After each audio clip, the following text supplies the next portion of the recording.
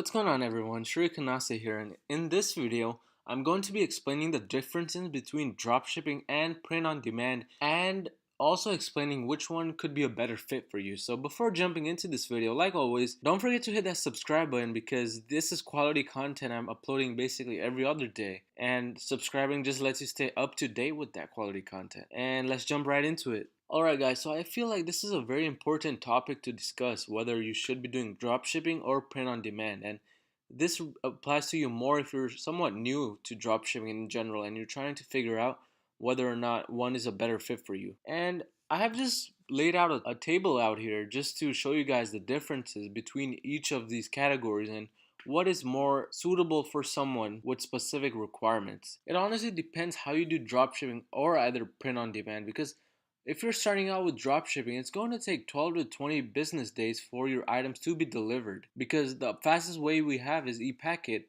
But on the other hand, print on demand, it depends on a specific app that you use. Some of the Shopify apps for print on demand ship their items all the way from Europe. So if you're a dropshipper in Europe, that could be a better option for you. But if you're selling stuff in the United States, maybe a Shopify app that ships from the US could be a better fit for you. And generally, print on demand apps do ship and have the items delivered much more faster than drop shipping. So if that is something that you value more than just the money, which is giving a very good customer experience, then maybe you could start doing print on demand. But the thing with drop shipping is that you have more options to test items from AliExpress, which is my second point in the table. But for print on demand, it may depend on the specific niche and also very largely on the audience as well. So if you maybe only have a audience size of around 200,000 for the print on demand niche that you're in, you will pretty easily find that once you have run some advertisements to that 200,000 population, it gets saturated very quickly and your product may die within a few weeks.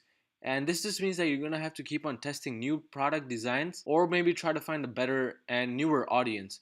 But for AliExpress dropshipping, you have a large variety of items that you can basically test and also show to the same audience as well. So even if you have a 200,000 audience size for dropshipping, you can easily find much more items on AliExpress in the same niche. And this is also my third point, which is there's a wider variety of items basically for AliExpress dropshipping and just dropshipping in general. But for print on demand, you can only ship out items that can have something printed on them, such as t-shirts, mugs, sweatshirts, hoodies, etc. So you're somewhat more limited to a specific category of things. But this does not mean that print on demand stores do not find success. I know personally a few print on demand stores which do millions each year. And it is definitely possible, but I honestly personally think that it requires a little bit of more work towards print on demand, because you constantly have to be trying out new designs and just looking to see what kind of new designs you can find in the market. And something else that's related to the items is the item cost. And what I've personally found is that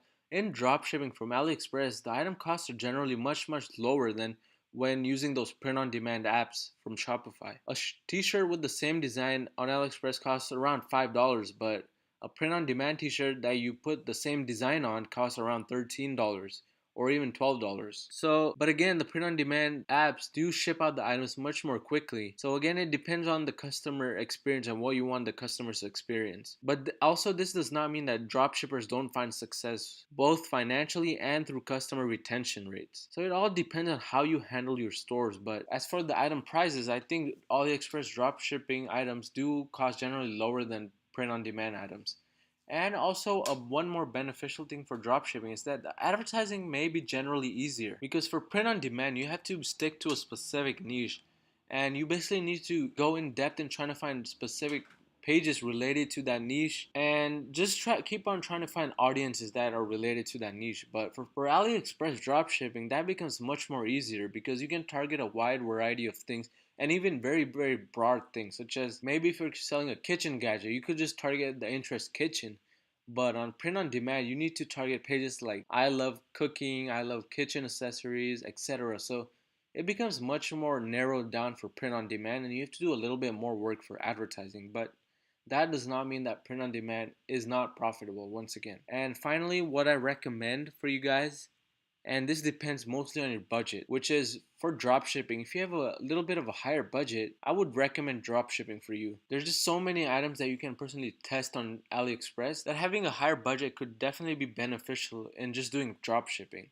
And later on, you can maybe implement print on demand into your store. But for starting off purposes, I would definitely just recommend trying to go with dropshipping. But if you have a little bit of lower capital and you're basically trying to get the best bang for your buck, I honestly think print on demand would be the better choice for you. Because again, print on demand is very narrowed down to a specific niche, and you don't only have to necessarily rely on Facebook ads. You can do some organic advertising, trying to find maybe some friends or families who are interested in that niche to buy those t-shirts, etc. So for a lower capital, definitely print on demand is something that could be more beneficial for you. But again, keep in mind that sometimes the print on demand audience sizes actually are very low. So you may find that your audience gets very saturated super quickly and that your items basically die very quickly after having a winning product for some time. But that's basically it for this video, guys. I just went over quickly on what's the difference between dropshipping and POD and what you should be trying based on what kind of things you're into and how much